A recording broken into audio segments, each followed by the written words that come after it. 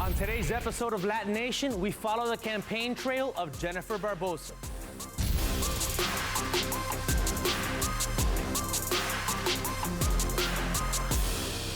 Welcome to LatiNation. I'm your host, Humberto Guida. And on today's episode, we're going to join a campaign trail. We're going to follow Jennifer Barbosa, who is challenging Adam Schiff in California's hotly contested 28th district. Now, Jennifer has a big challenge ahead of her, trying to take on an incumbent like Schiff, but she's the only woman, the only Latina, and the only independent running in the district. And we get to join her as she went from door to door, building her grassroots campaign, and we get to find out the ins and outs of what it takes to become a congressperson. Check this out. I swear I'm not a slob. It's just a lot of stuff a campaign accumulates. A lot of papers. These are the books. Well, I grew up in Florida. My parents are mixed racially. My father is a Bolivian immigrant, and my mother was born in the New York area. And he didn't know any English when they met. She just learned Spanish at school, so that's how they communicated and fell in love. They met in Spain, they fell in love, they got married, and a few years later, my father became a citizen and learned English gradually. So I live here, obviously. People ask where your campaign office is, and I just work out of the office because I feel like between now and the primary date, we should use all of the money that we're able to raise and put it into advertising and outreach to voters, not on an office space. Office space obviously is very expensive in LA. And so I wake up in the morning, wake up pretty early, start working. Then my campaign manager, who lives a few miles away, comes over. We work for a few hours. Then I go out and knock on doors. And then we come home, and usually he comes back again for a couple hours, and we go over things. I want to know how you became an independent, and why do you feel that you want to be independent and not join any party? Explain that. Well, I've always been independent. Independent spirit, and also independent politically, because there's definitely nothing in our Constitution that says you have to be part of this party or that party. That's just something that the parties created to enhance their own power. And this happens citywide, state, it happens in everywhere, I think. But so people get past people when you mess with people's money, I would say, or start poking around too much in things that they don't want you to. They don't care what you look like or what your name is, or that's Aram. Oh. This is my campaign manager. I'm Aram, Jennifer's campaign manager. I've been working with her on this since about August, I think. I used to work for the city of Los Angeles years ago. When I first announced my campaign, there were a lot of potential campaign managers who contacted me. They saw that I was running against somebody so high profile, and they saw potential for me to raise a lot of money and get a lot of attention. And so they wanted to manage the campaign. And I asked them, okay, so what is your strategy for actually winning? They had no strategy. It was just all about money and attention. But Aram has strategy. What's the strategy? Well, you're going to see. I mean, a lot of it is just... You'll find out on March 3rd. Okay. Wait, is March 3rd the primary? Okay. But a lot of it is just the grassroots work that I'm doing every day. You'd think every campaign does that. They don't. Explain what brought you to LA and what got you involved in politics. Okay. Well, I moved to LA almost 20 years ago. And I moved to this particular neighborhood about 7 years ago. And when I moved here, I noticed there was this huge disconnect between what the elected officials were implementing and advocating for and what the residents here really need and really want. Issues number one, obviously, is homelessness. That's something that is driving everyone here crazy. I mean, it's simply not being addressed properly. Homelessness ties into the mental health and substance abuse problems that a lot of the people on the street have. That's obviously not being addressed properly. Infrastructure, healthcare, student loans, student debt. Typically, that tends to be something that Republicans don't deal with so much. And I think that they should. So the district is really diverse. First of all, topographically, my neighborhood is probably the most urban area, Hollywood. Densely populated. But then, I don't know if you can see the map, but if you go up there, there's actually a vast area that's called Canyon Country, and it really is Canyon Country. It's ranches, and a lot of people have horses, and this is LA County, right? This whole white, I don't know if you could see that white thing, right? That's all LA County.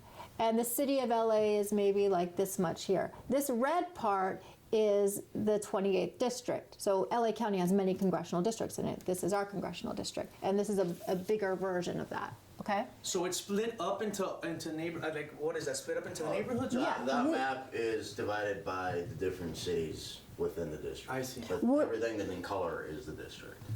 We're down here. This is Hollywood, this area. This is West Hollywood. It goes all the way up here through Glendale, Burbank. You only need 20 to 30,000 votes to win the primary here. That's very doable, especially since I started a year ago. That gives me a whole year of going door to door, and I've knocked on 20,000 doors. Obviously, all 20,000 of those people are not going to vote for me, but we've been very, thank you to Aram's help. He taught me how to identify which voters are most likely to vote in the primary, which homes. Those are the homes that I go to. Those are the voters that I talk to. So they're generally pretty receptive about talking about politics and interested in who's running against Mr. Schiff. And I also started out with a great mailing list. You just little by little. I really believe this is the way it was meant to be. That it wasn't supposed to be about who gets the most time on CNN. All of these represent a different neighborhood, a different area. So this is what I've done. La Crescenta, Los Feliz.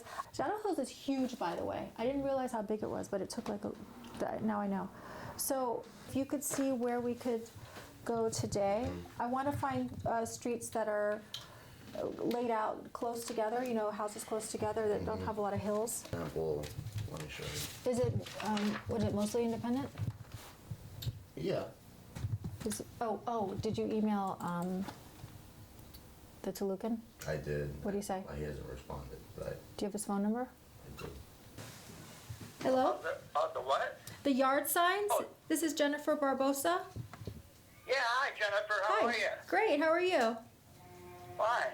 So, yes, we, Do you have sorry. any yard signs? Do you have any yard signs? We have many yard signs, and I'm sorry for not calling you back. When I got your first message, I handed it to our volunteer who is delivering the signs, and he'll be out there this week to deliver as many yard signs as you want. Do you know how many you want? I'd like two. I'm a 150 football yard That sounds beautiful. wide. Okay, Alameda, Burbank. okay. That's a great location, a busy street. Hey, good luck to you. Thank you so much. You're a lot prettier than Adam Schiff. Well, thank you. You're a lot nicer than he is. Well, when I first moved to this neighborhood, the neighbors were all very nice. It's a very diverse block. But I noticed that people would stand around and complain about different issues. Why aren't they fixing this? Why aren't they doing that? But they weren't really finding out why. So I started to find out why. And I learned that my city council representative was sort of, I don't want to say corrupt, but I will. Did you know that Angelinos, we pay $3,000 on average every year for extra expenses to our car repairs because of the bad infrastructure, the potholes? I mean, how many times have you gone over a pothole and it's, oh, what did that do to my car, right? But infrastructure is something that Congress should be working on, but they're not because they're fighting with each other, Republicans and Democrats. But there's no reason why we can't work on that. And, you know, a few years ago, Trump offered or seemed to try to offer some sort of amnesty or legal status to DACA recipients.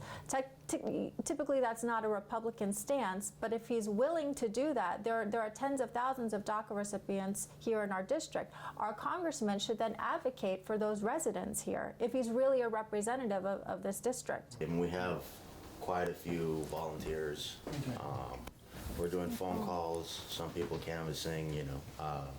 I will actually have folks volunteering, making calls from outside of state also. What do you call? Calling voters on You her actually- behalf. And so people who contact us and they say they want to volunteer. So I sort of manage them, give them lists to call, take back the notes that they have signed, plus all the voter outreach stuff, advertisements, mailers, newspaper ads, all of that takes a lot of work to put together. And so most of my job is really just managing all that. We have a strategy that no one else is doing, but we still don't know for sure who are going to be the top two on primary day. When's the primary? March 3rd. Okay. We know Adam Schiff, it's standard for the incumbent to get first place. We don't know who's going to get second place. I'm confident that it will be me, but we're not sure. Our outreach has been, it's phones, it's emails, it's all social media, Instagram, Facebook, Twitter, mailers, radio ads. So we'll go out on the 19th and win it by the 14th. So give us. Did he seem some time. annoyed? No, not at all. And he said he has a good designer he'll recommend, so he'll send me something. Oh, good. Yeah, it's been. We're so desperate for a graphic designer. Well, Arab has presented like at least 6 graphic designers, and I guess I'm picky. The top 2 in the primary will go to the general election. The primary is March 3rd. But voting actually starts early. Ballots are being mailed this week because they change the voting around. They have this sort of 11-day window where you can vote.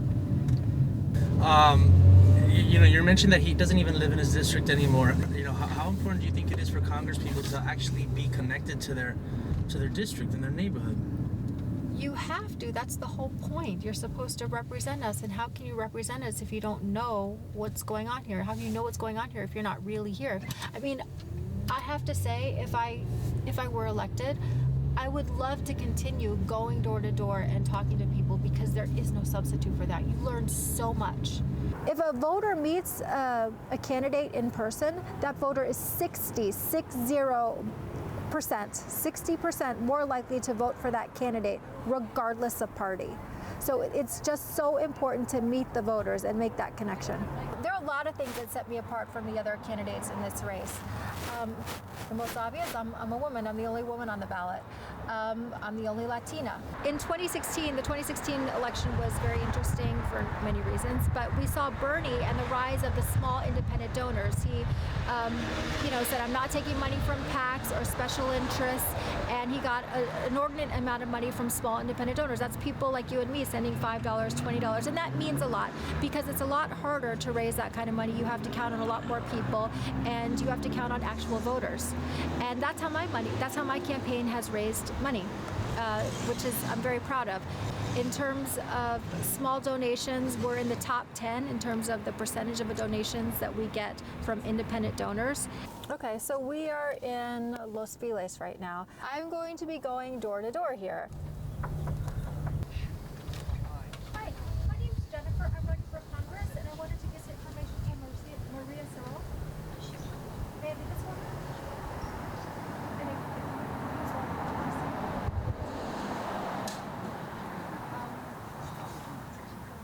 Do you know who Adam Schiff is, our congressman? I'm running against him as independent. Thank you.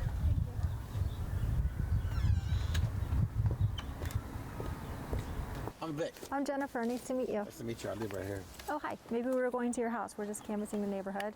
We have a primary March 3rd. Yeah. Do you know who Adam Schiff is, our congressman? Of course. I'm running against him. Oh, well, that's going to be a tough one. It is a tough one. That's why I've been canvassing for a year now. Right now, he's got a big following. He's got a big following, but including myself. Yeah.